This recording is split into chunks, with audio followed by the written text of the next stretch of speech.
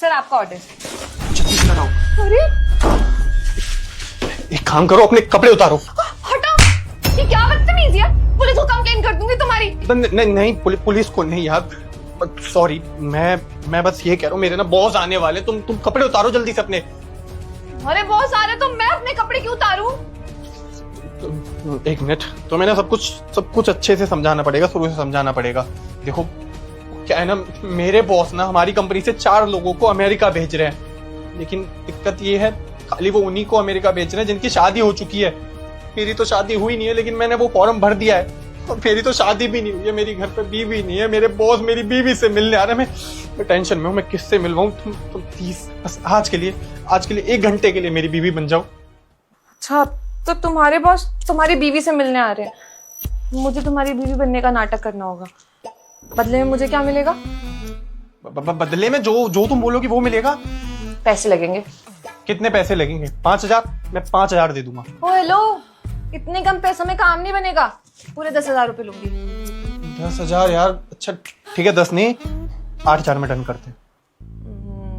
चलो ठीक है, डन, 8,000 रुपए। गुड। काम करो तुम, जल्दी से ये साड़ी बदल लो प्लीज। पैसे? देता हूँ पैसे। 6, 7, 8, ये लो। ठीक है, कहाँ चेंज करना है? यही कर लो यार। हैं? देखो बदतमीजी के 2,000 रुपए एक्स्ट्रा लगेंगे। ये लो, तुम पूरे 10,000 रुपए रख लो और जल्दी से चेंज करो। वो रहा रूम, वहां जाके जल्दी चेंज करके आओ। ठीक है।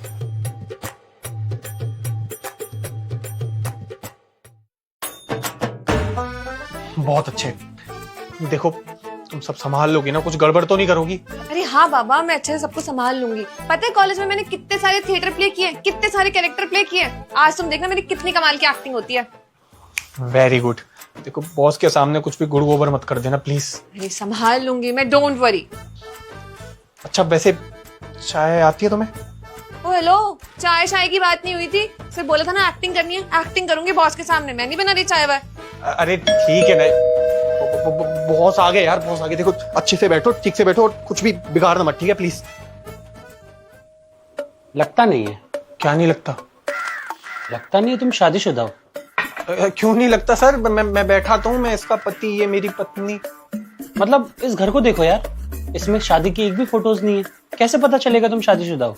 वो क्या है ना सर, मेरी बीवी ने मना किया है हमारी तस्वीरें लगाने के लिए। उससे क्या है ना, वो नेगेटिविटी आती है और नजर लग जाती है, तो इसीलिए मैंने इसकी बात मान ली।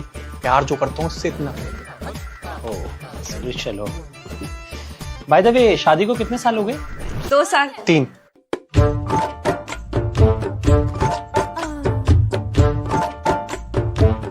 2 या 3?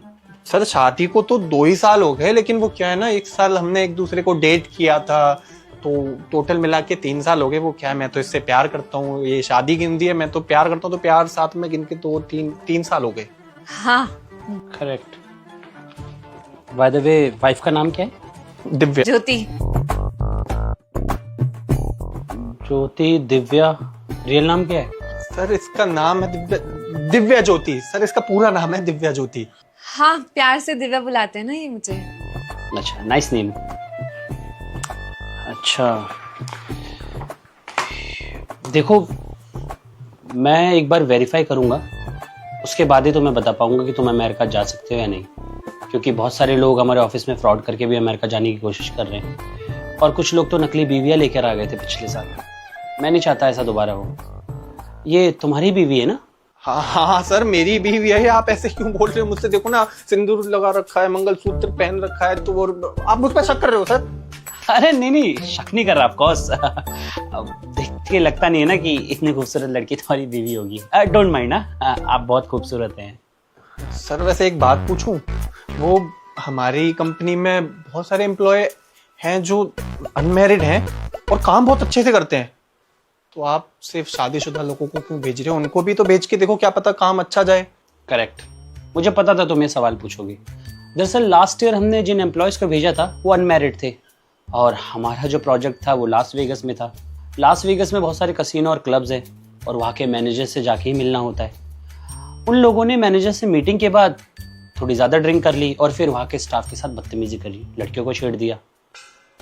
तो हम लोगों ने सोचा कि ऐसा क्या किया जाए कि ये इंसिडेंट दोबारा ना हो। इसीलिए हमने शादीशुदा लोगों को चुना। अब देखो, तुम शादीशुदा हो, भूल के भी ऐसी गलती नहीं करोगे। करोगे क्या? मैं क्यों करूंगा सर? मेरी बीवी है, मैं ऐसे गलत चीज, मुझे पता है आप क्या कह रहे हो, और मैं ऐसा कुछ नहीं करने वाला। ये तो शादी हो चुकी है।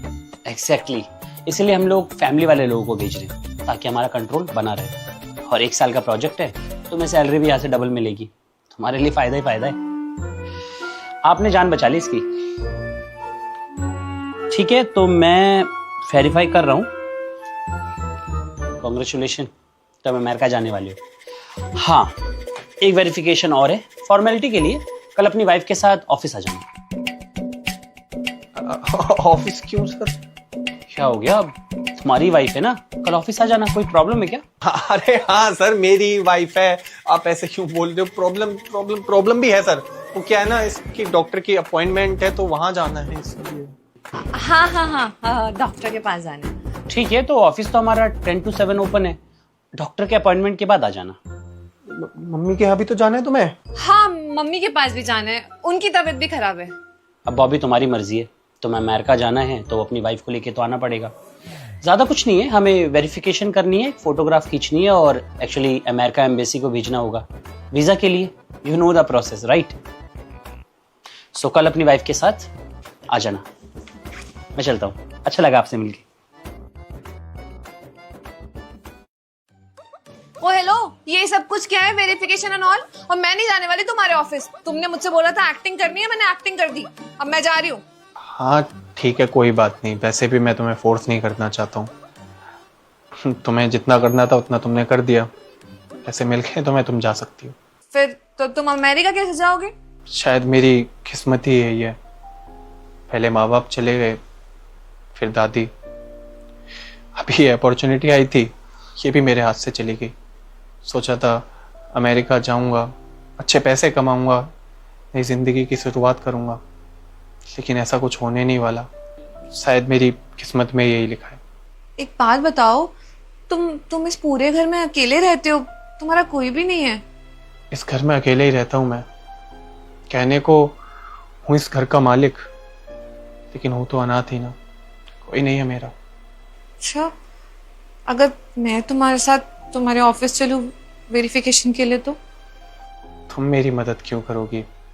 तुम ऑफिस कैसे जाओगी मेरे? तुमने सुना ना मेरे बॉस ने क्या कहा? मेरी बीवी को मेरे साथ अमेरिका जाना होगा, कहीं यहाँ आसपास मुंबई नहीं जाना।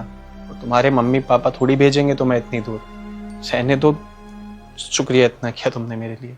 मैं बताती हूँ आपको। मैं एक अनाथ आश्रम में पली बड़ी हूँ। 18 साल तक वहीं रही थी। 18 साल बाद फिर अपने पैरों पे खड़े होने के लिए बाहर निकली। इधर उधर नौकरी भी की। बहुत अजीब अजीब लोग मिले जो मुझे परेशान करते, मुझे गलत नज़र से देखते। अब पहले इंसान मिले जिन्होंने मेरा कोई फ़ायदा उठाना नहीं चाहा। मुझे पैसे भी दिए मेरे काम के लिए, और उसके बाद उस चीज़ का गलत फ़ायदा भी नहीं उठाया। मुझे बहुत अच्छा लगा कि आप जैसे लोग भी इस दुनिया में एग्जिस्ट करते हैं। मुझे आपका नेचर सच में बहुत अच्छा लगा। और बात रही अमेरिका जाने की, तो अमेरिका के बारे में तो मैंने भी बहुत सुना है। बहुत अच्छी कंट्री है, और अगर मुझे मौका मिलेगा तो बिल्कुल मैं जाना चाहूँगी। और अगर मेरे कुछ करने से आपको फ़ायदा होता है तो मुझे अच्छा लगेगा। किसी का तो भला कर पाई ना मैं। अरे वाह, ये तो बहुत अच्छी बात है। हाँ, लेकिन इतना सेंटी होने की ज़रूरत नहीं है। मुझे ना कुंफू भी आता है, समझ में आ गया?